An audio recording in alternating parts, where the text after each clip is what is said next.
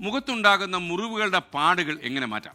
ഈ വിഷയത്തിലാണ് ഇന്നത്തെ ഫാമിലി ഡോക്ടർ സംസാരിക്കുന്നത്. കൊച്ചി VPS ലേക്ക് ഷോർ ഹോസ്പിറ്റലിലെ പ്ലാസ്റ്റിക് സർജറി വിഭാഗം കൺസൾട്ടന്റ് ഡോക്ടർ സിനറ്റ് PR സംസാരിക്കുന്നു. Family Doctor, supported by VPS Lakeshore.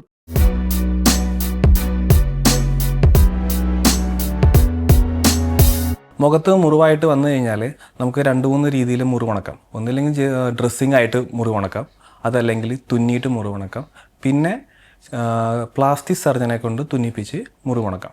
അപ്പോൾ ഇതിനകത്ത് ഇത്രയും രീതികളുണ്ട്. അതിന് സമയവും അതിന് സാമ്പത്തികവും വ്യത്യാസങ്ങൾ വരും. അപ്പോൾ ഒരു പ്ലാസ്റ്റിക് സർജനെ കൊണ്ട് എന്തുകൊണ്ട് മുഖത്ത് ഉള്ള മുറിവ് തുന്നിക്കണം, അതിനെന്താണ് വ്യത്യാസം ബാക്കിയുള്ളവർ തുന്നുന്നത് തമ്മിൽ? നമ്മൾ തുന്നുമ്പോൾ അല്ലെങ്കിൽ പ്ലാസ്റ്റിക് സർജൻ തുന്നുമ്പോൾ ഉള്ള പ്രത്യേകത എന്ന് വെച്ചാൽ നമ്മളത് ഒരു മാഗ്നിഫൈ ചെയ്താൽ നോക്കുന്നത്. നമ്മളൊരു സ്പെക്ടക്കിൾ വെച്ചിട്ട് അതുപോലെ ലെൻസ് ഉണ്ടാവും. അപ്പോൾ നമ്മൾ സാധാരണ കാണുന്നതിനേക്കാളും ഒരു 4 ഇരട്ടി അല്ലെങ്കിൽ 3.5 ഇരട്ടി വലിപ്പത്തിലാണ് നമ്മൾ കാണുക. അപ്പോൾ നമ്മളിപ്പോൾ പേപ്പർ കീറി കഴിഞ്ഞിട്ടുണ്ടെങ്കിൽ പേപ്പർ തിരിച്ച് കറക്റ്റായിട്ട് റീപൊസിഷൻ ചെയ്യാൻ പറ്റില്ല. അപ്പോൾ അതേപോലെ നമുക്ക് ആ മുറിവിനെ പഴയ പോലെ മാക്സിമം അടുപ്പിച്ച് കൃത്യമായിട്ട് അലൈൻ ചെയ്യാൻ പറ്റും. അതാണ് ഒന്നാമത്തെ കാര്യം. പിന്നെ ഉള്ളത്, നമ്മൾ ഉപയോഗിക്കുന്ന തുന്നലുകൾ വളരെ നേർന്ന തുന്നലാണ്.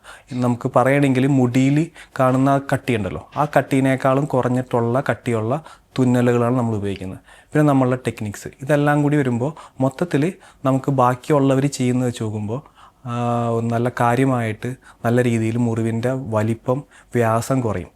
മുറിവ് പെട്ടെന്ന് നമുക്ക് എടുത്ത് കാണില്ല. അതാണ് നമ്മളൊരു പ്ലാസ്റ്റിക് സർജൻ ചെയ്യുമ്പോഴുള്ളൊരു പ്രത്യേകത. പ്രത്യേകിച്ച് ഇപ്പോൾ നമ്മളിപ്പോൾ പലരും തുന്നിക്കഴിയുമ്പോൾ കാണാറുണ്ട്, മുറിവിൻ്റെ ഒരു പാടും കാണും, അതേപോലെ തന്നെ മീനിൻ്റെ മുള്ളിൽ കാണുന്ന പോലെ ക്രോസായിട്ട് തുന്നലിൻ്റെ പാട് കാണും. അപ്പോൾ നമ്മൾ ചെയ്യുമ്പോഴുള്ള പ്രത്യേകത എന്ന് വെച്ച് കഴിഞ്ഞാൽ ആ തുന്നലിൻ്റെ പാടുകൾ നമുക്ക് ടോട്ടലി അവോയ്ഡ് ചെയ്യാൻ പറ്റും. തുന്നലിൻ്റെ പാട് വേണമെങ്കിൽ പറഞ്ഞു കഴിഞ്ഞാൽ ഉണ്ടാവില്ല, നമുക്ക് ആ ഒരു സ്കാറ് മാത്രമേ ഉണ്ടാവത്തുള്ളൂ. പക്ഷേ ആ സ്കാറിൻ്റെ വലിപ്പം മാക്സിമം കുറച്ച് ഒരു പെട്ടെന്നറിയാത്ത രീതിയിൽ നമുക്ക് അങ്ങനെ മാറ്റിയെടുക്കാൻ പറ്റും. അതാണ് ഒരു കോസ്മെറ്റിക് അല്ലെങ്കിൽ പ്ലാസ്റ്റിക് സർജറി ചെയ്താലുള്ള ഒരു പ്രത്യേകത. ഇതൊരു കോസ്മെറ്റിക് സർജറി ആയിട്ട് കാണില്ല, ഇൻഷുറൻസുകളിൽ നമുക്കത് കിട്ടുന്നതാണ്. ഇതൊരു കോസ്മെറ്റിക് സർജറി ആയിട്ട് കണക്കാക്കാൻ പറ്റില്ല. ഇതൊരു പ്ലാസ്റ്റിക് സർജൻ ചെയ്യുന്ന ഒരു സർജറിയാണ്. പക്ഷേ കാര്യമായിട്ട് ബാക്കിയുള്ളവരുടെ കാഴ്ചയിൽ പെടാത്ത രീതിയിൽ നമുക്ക് ആ മുറിവിനെ കൊണ്ടുവരാൻ പറ്റും. അതാണ് ഒരു വ്യത്യാസം. Family Doctor, supported by VPS Lakeshore.